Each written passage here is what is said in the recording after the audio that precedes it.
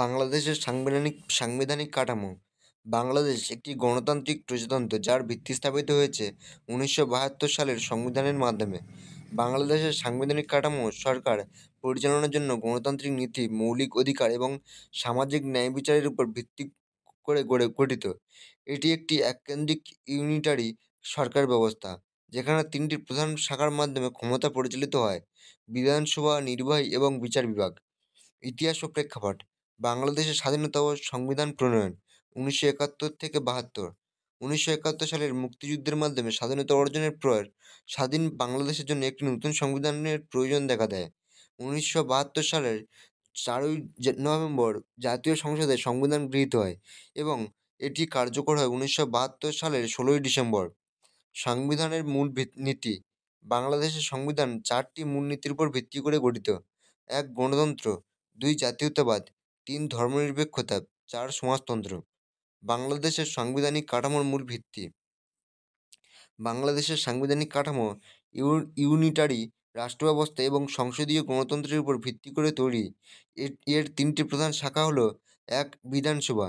বাংলাদেশ একটি এককেন্দ্রিক সংসদীয় কাঠামোর অনুসরণ করে। জাতীয় সংসদ হলো একক বিশিষ্ট, যেখানে সদস্যরা সরাসরি জনগণের ভোটে নির্বাচিত হন।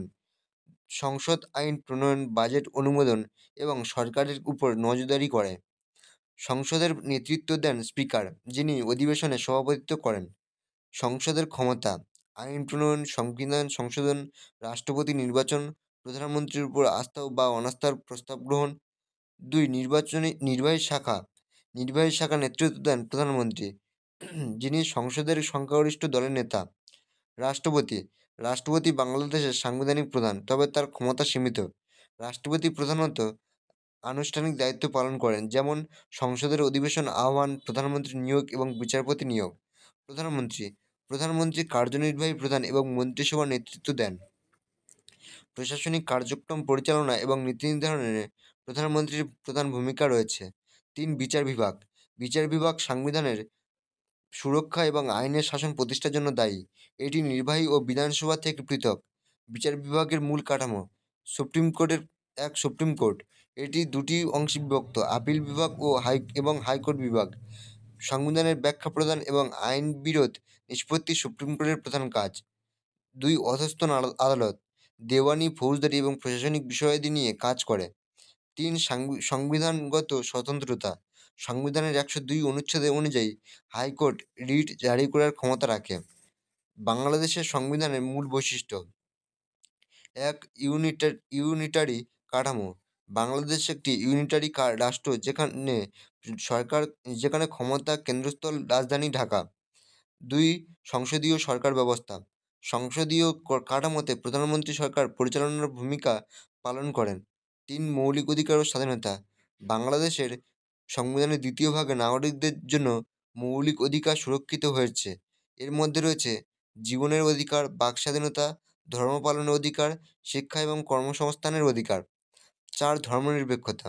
ধর্মনিরপেক্ষতা সংবিধানের অন্যতম ভিত্তি। সংবিধান ধর্মীয় স্বাধীনতা নিশ্চিত করে এবং ধর্মের ভিত্তিতে বৈষম্য নিষিদ্ধ করে। 5. সংবিধান সংশোধনের ক্ষমতা। সংসদে 2/3 সংখ্যাগরিষ্ঠতা নিয়ে সংবিধান সংশোধন করা সম্ভব। চ্যালেঞ্জ ও সীমাবদ্ধতা। নির্বাহী বিভাগের প্রাধান্য। নির্বাহী বিভাগের অতিরিক্ত ক্ষমতা কখনো কখনো বিচার বিভাগ এবং আইন প্রণয়ন প্রক্রিয়াকে প্রভাবিত করে। 2. রাজনৈতিক অস্থিরতা। বাংলাদেশের রাজনীতিতে দলীয় সংঘাত এবং ক্ষমতাদ্বন্দ্ব প্রশাসনিক কার্যকারিতাকে বাধাগ্রস্ত করে। 3. বিচার বিভাগের স্বাধীনতা। বিচার বিভাগ সাংবিধানিকভাবে স্বাধীন হলেও কাঠামো কখনো কখনো রাজনৈতিক হস্তক্ষেপের অভিযোগ ওঠে। 4.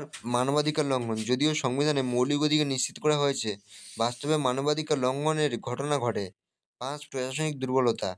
দুর্নীতি এবং অদক্ষ প্রশাসন সরকারের কাঠামোতে এক বড় চ্যালেঞ্জ। বাংলাদেশের সংবিধানের গুরুত্ব।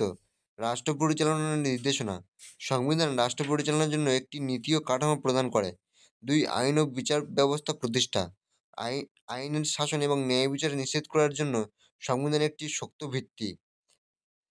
3. নাগরিক অধিকার সংরক্ষণ। সংবিধান নাগরিকদের মৌলিক অধিকার সুরক্ষিত করে এবং বৈষম্যের বিরুদ্ধে সুরক্ষা প্রদান করে। 4. ক্ষমতার ভারসাম্য প্রতিষ্ঠা। নির্বাহী, বিধানসভা এবং বিচার বিভাগের মধ্যে ক্ষমতার ভারসাম্য সংবিধান দ্বারা নিয়ন্ত্রিত। সংবিধান সংশোধনের ইতিহাস: বাংলাদেশের সংবিধানে এখনো পর্যন্ত বেশ কয়েকটি উল্লেখযোগ্য সংশোধন করা হয়েছে। এর মধ্যে উল্লেখযোগ্য হলো: ১.